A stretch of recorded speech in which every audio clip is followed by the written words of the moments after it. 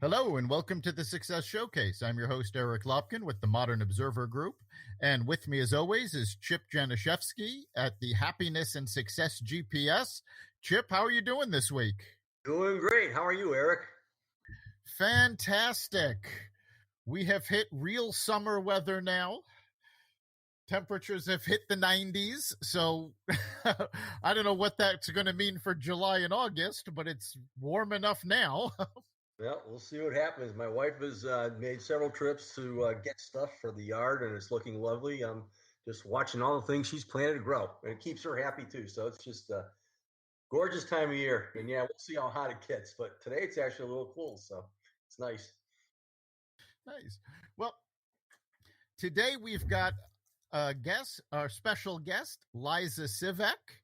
Liza is not only a marketing maven in her own right, but she also hosts our sister podcast, Marketing Myths and Magic, on the Xvadio network. So, Liza, welcome. Thank you so much for having me. Yeah, so, Liza, why don't you tell our listeners a little bit about yourself and how you ended up running a marketing agency? Well, I just love talking about myself, so let's jump right in. Maybe that's why I'm in marketing. I don't know. So I started out in retail years and years ago, and in one of my jobs, I ended up in a position that had to do some marketing. And this was way back when dinosaurs roamed the earth and websites were still new, when it was a big deal to see a bumper sticker with a www on it on a car.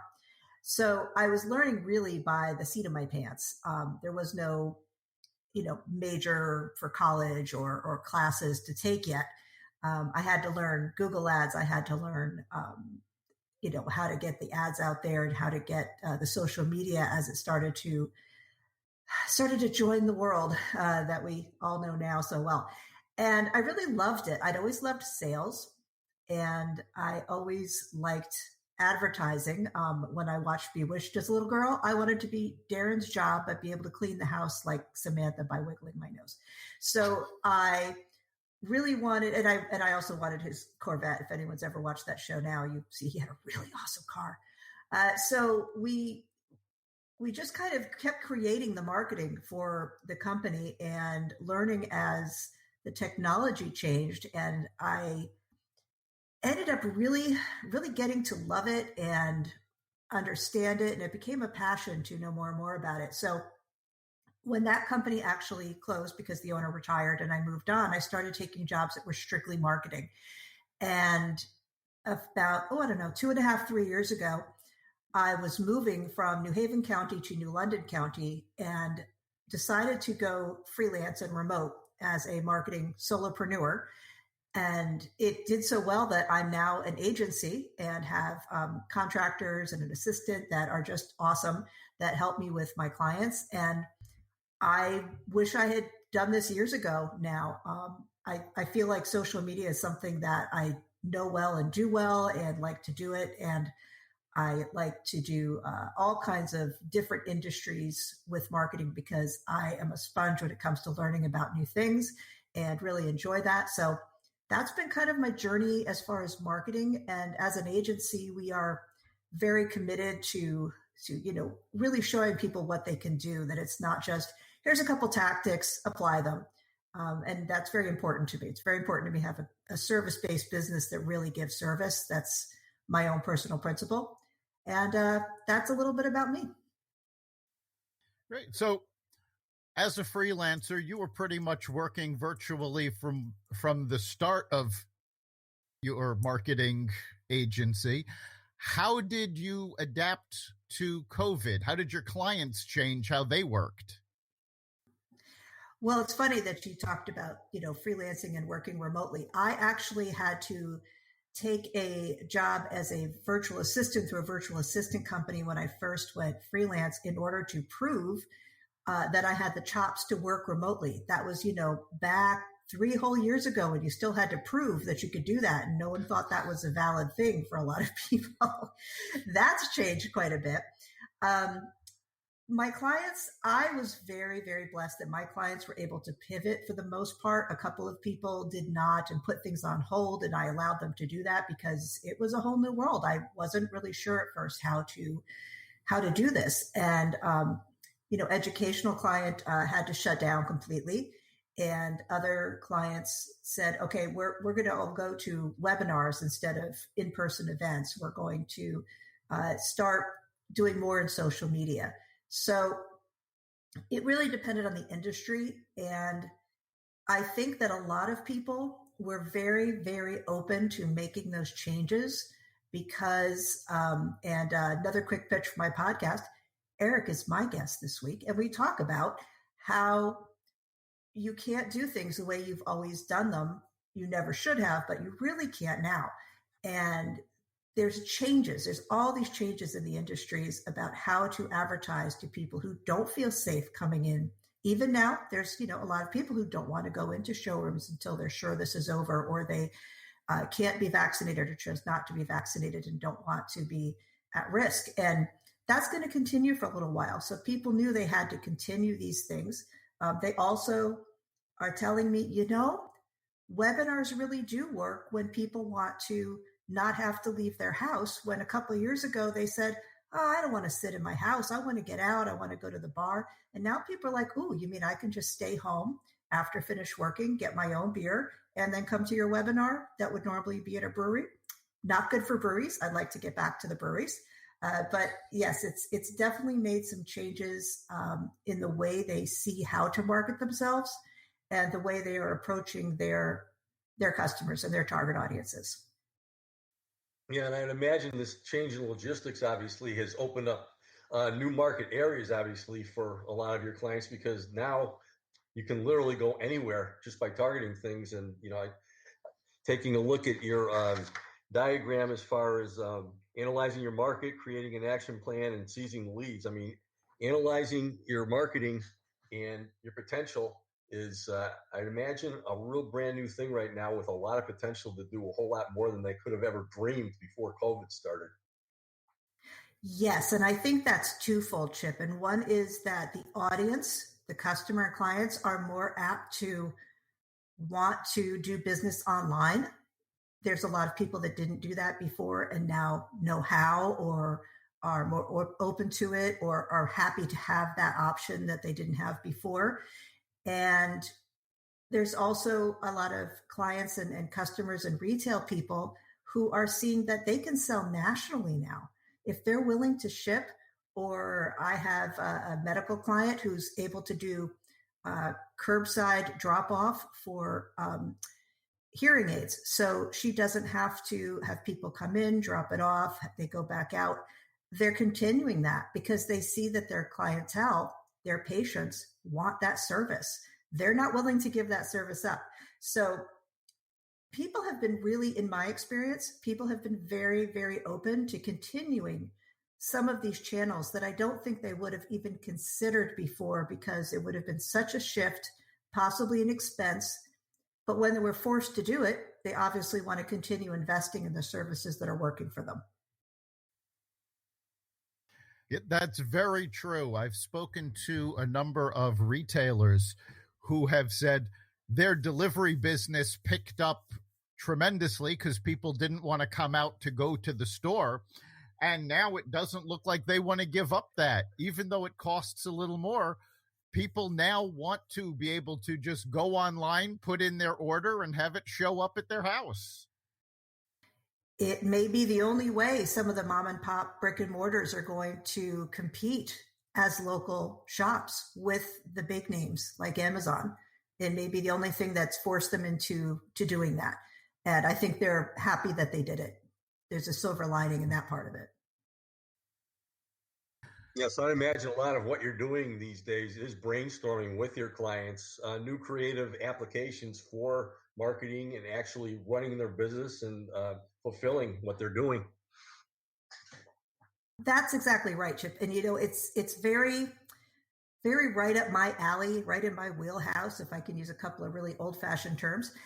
It's very much a strength of mine and as a company that I think outside the box. Just because you are in an industry that doesn't normally use Pinterest. It doesn't mean it won't work for you. And just because you haven't targeted a particular audience before, it doesn't mean it won't work for you. And that's come in handy for me, and come in handy for my clients who are open-minded to that, because we can stretch our marketing muscle into places that maybe we didn't do before because we were too focused budget-wise somewhere else. And it allowed us to pivot, to shift to other areas that do work and find the audience where they are. And that's, you have to know where your audience is, and then you have to go to them. You can't wait around for them to come to you. I'm sure there's a great misconception for some people when they start a business, build the website and they will come. They don't necessarily come. They have to find you, and there's a lot into finding a website that's new. And we've made a lot of good inroads with post-COVID. I'm hoping we're going to get to post-COVID, that will show people new and better ways to do business online without losing the personal touch, without losing the local shoppers. You can still have foot traffic, but there's a lot more options now.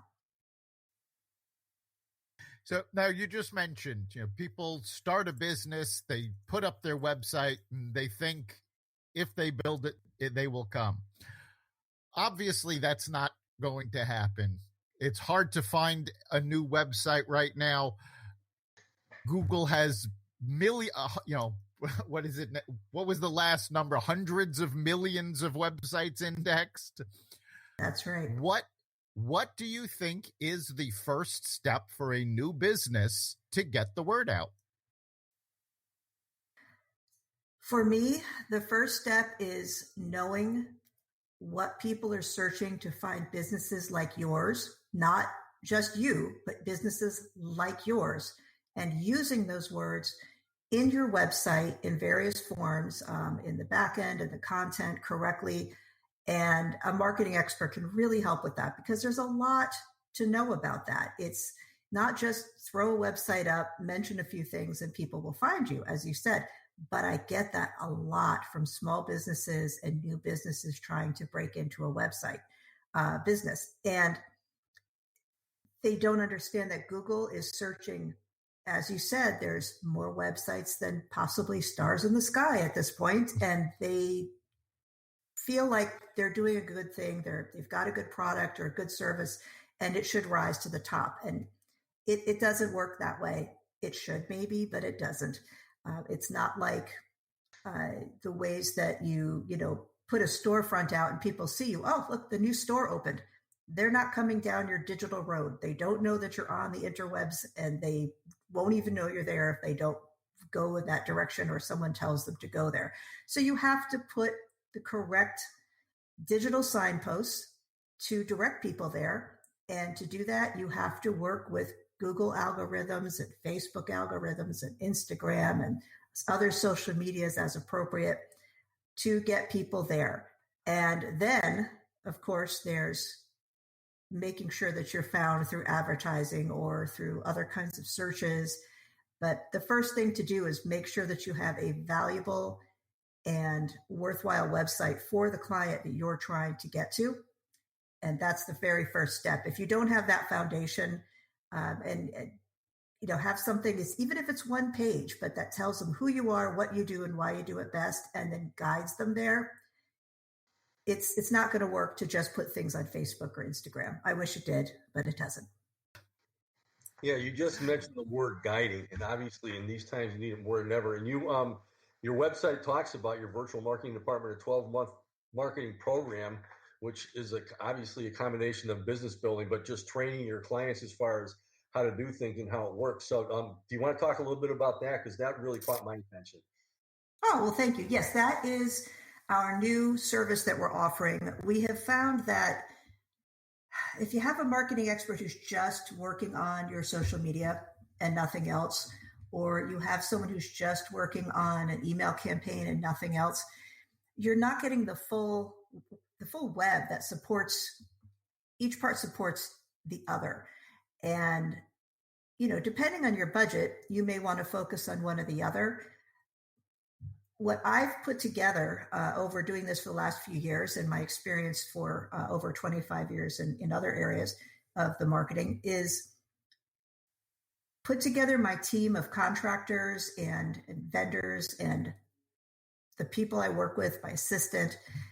And basically, you can get what we call your virtual marketing department for less than the price of one full-time hire. And what I mean by that is payroll costs and the actual salary and overhead of all kinds with the hire, as all business owners know about, because you're letting us take that off your desk, manage it for you with your full input. And when you have that service, you don't have to have your receptionist or someone else in your staff wearing multiple hats who doesn't really know marketing and they're trying to figure out how to do it.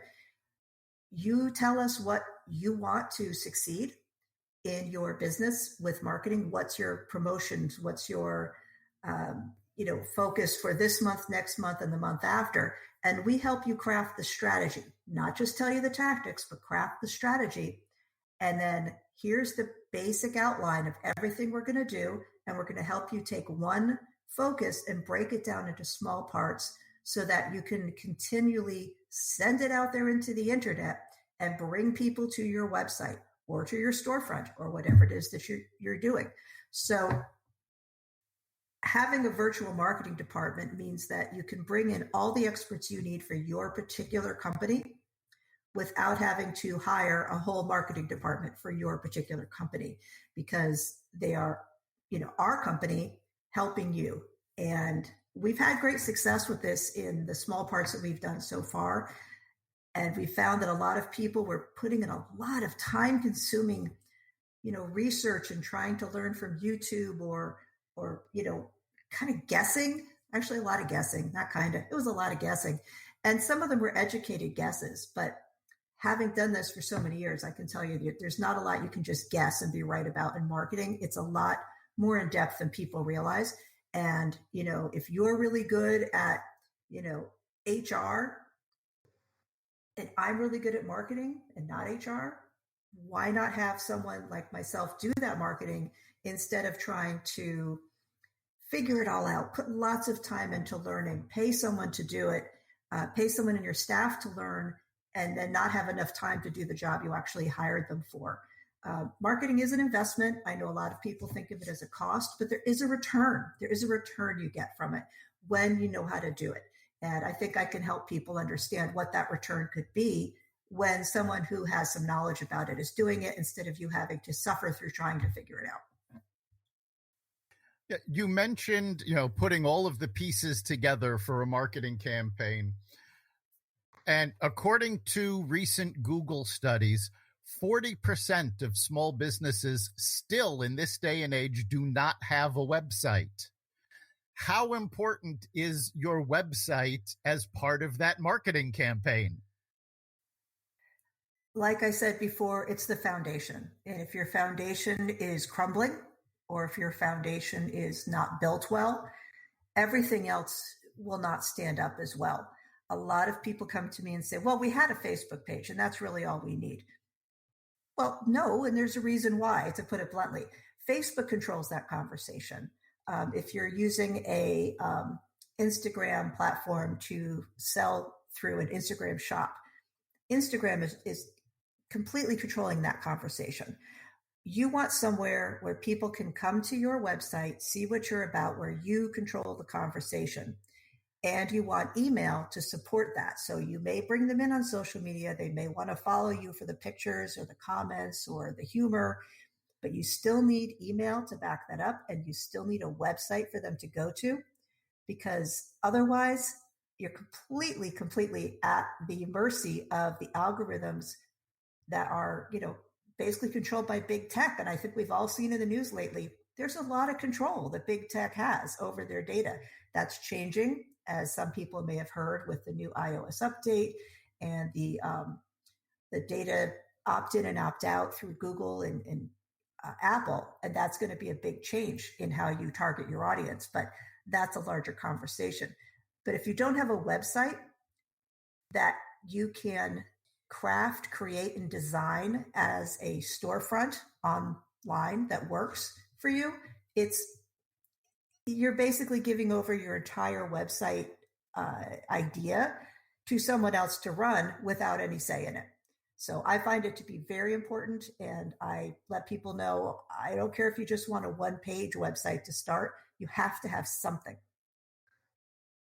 Yeah, I think it's also important to note you were mentioning the opt-out that's now part of iOS and Android.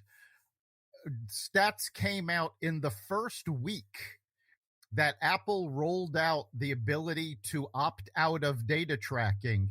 96% of users opted out of having advertisers track them. So as a marketer, you have to have respect for your potential customers' privacy. They have said loud and clear now that's important to them. How sobering is that 96% of people on Apple, the iPhones are everywhere. 96% of your customers who are going on the phone opted out of having their data mined. And is that because we have become more savvy? Is that because we've been watching the news and the hearings on how this went for a while? Is that just because we're all tired of having certain advertisements follow us?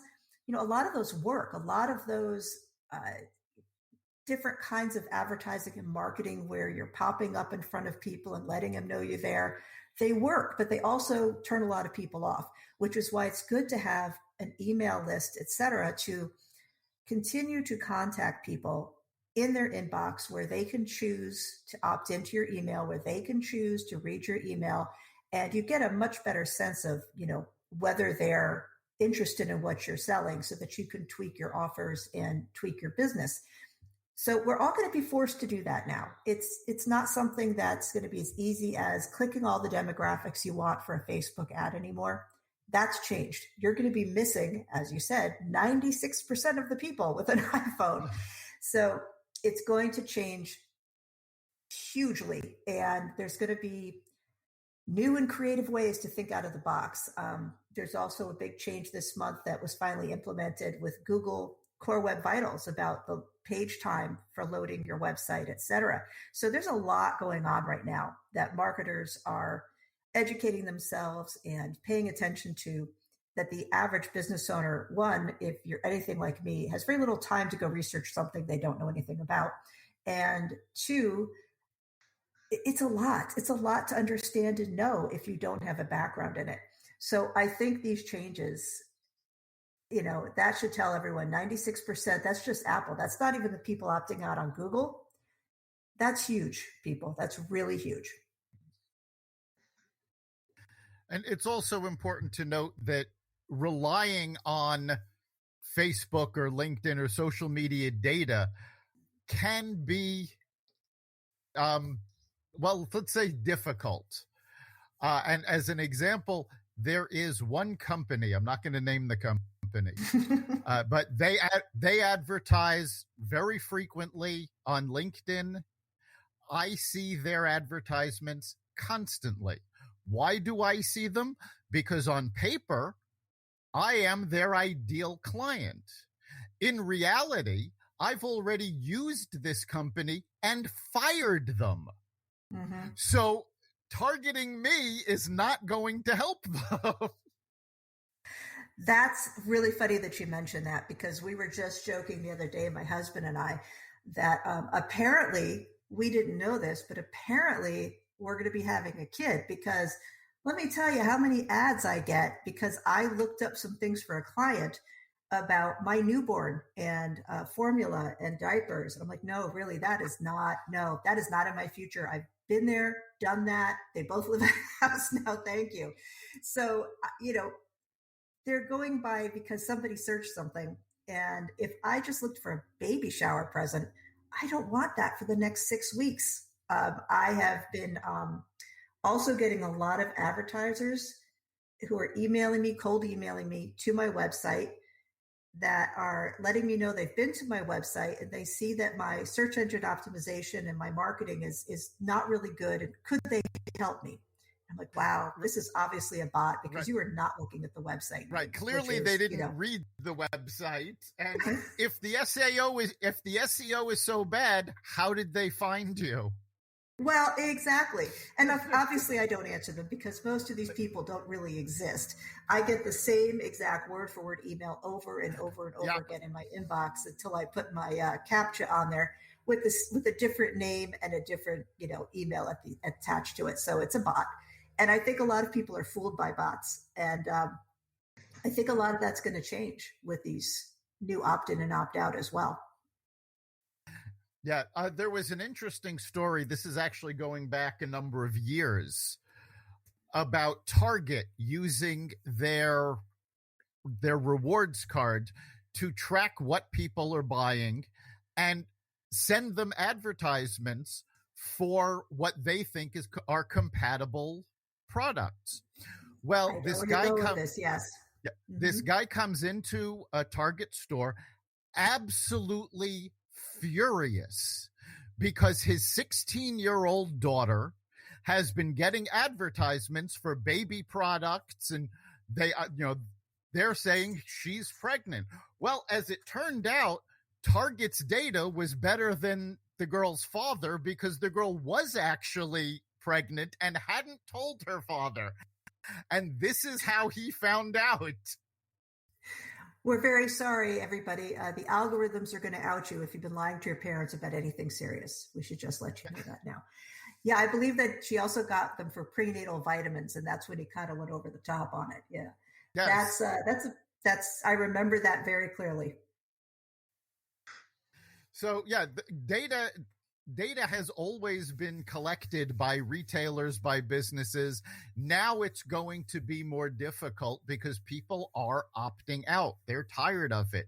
So when you're putting together your marketing strategy, you have to be able to reach them without relying on that data anymore. Yes, which is why it has to be out of the box thinking. You have to look for new things. You can't always do the same old thing. You can't depend on nothing to change. And that's something we've always known in business, but we forget time to time and kind of take things for granted. But it's going to be very, very important that we look for new and exciting ways to market our businesses because the world is going to constantly change as far as technology and privacy. Yeah, I mean, one thing that's going to change is the way that people look at things as far as getting spammed all the time about things. I mean, being networkers like we all are, I mean, the one thing that's not going to change is people are only going to buy things when they need or want them. And the more you get hammered by things that you don't need or you don't want, and you just know that you're just getting hammered for the sake of getting hammered, it's just going to make them look worse and worse and worse. So it's good that we're trending this opt-out way for sure, because I just fill up my spam box just every day. I mean, it just automatically goes there. I don't even read this stuff no matter who's sending it to me unless I know them. I agree, and that's an attitude a lot of people have. All right, we're coming up on the end of our time. So, Liza, if somebody wants to find out more about Liza Sivek Marketing and possibly hire you, how can they do so? Well, they should absolutely contact me if they have any questions. I'm always happy to talk to people. And that doesn't mean it's a sales pitch. We can have a conversation. My website is LizaSivekMarketing.com, and my Instagram and my Facebook are the same. Instagram, I have underscores between the three words, but everything else is all one word. And check it out. Book a call with me if you have any questions that we talked about or are interested in anything on my website. I'm happy to talk to you. And you can also email me at Liza, that's Liza, like Liza Minnelli, at LizaSivekMarketing.com. All right. So, Chip, what do you think is the big takeaway for our listeners this week? Well, I'm putting on my business hat because I do a lot of business consulting, looking at organization and operations.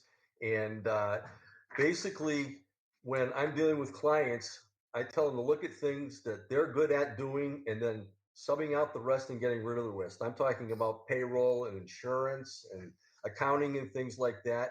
Obviously, one of the biggest things you need is business development. And what most businesses do is they're looking at a way to cut costs, but they're not looking at ways to increase the top line. And that's what you're talking about. So I love the concept of subbing out business development because it is something that you specialize in. And if you can put a fixed cost on that and you can get a return on the top line, it's a great thing to do. So love what you're doing. Keep it up. Thanks. Absolutely. I think for me, the big takeaway is that you have to keep looking at different ways to do things. You can't rely on data mining anymore, so you've got to adapt, put together a system, and follow through. That's the truth. You've been listening to the Success Showcase. You can catch us every week, as well as the Marketing Myths and Magic podcast at xvadio.com/podcasts. You can also find us on the Apple Podcasts app, Google Podcasts, Spotify, iHeartRadio, Stitcher, and wherever you find podcasts. Remember, make this your best week ever and make next week even better. We'll see you then.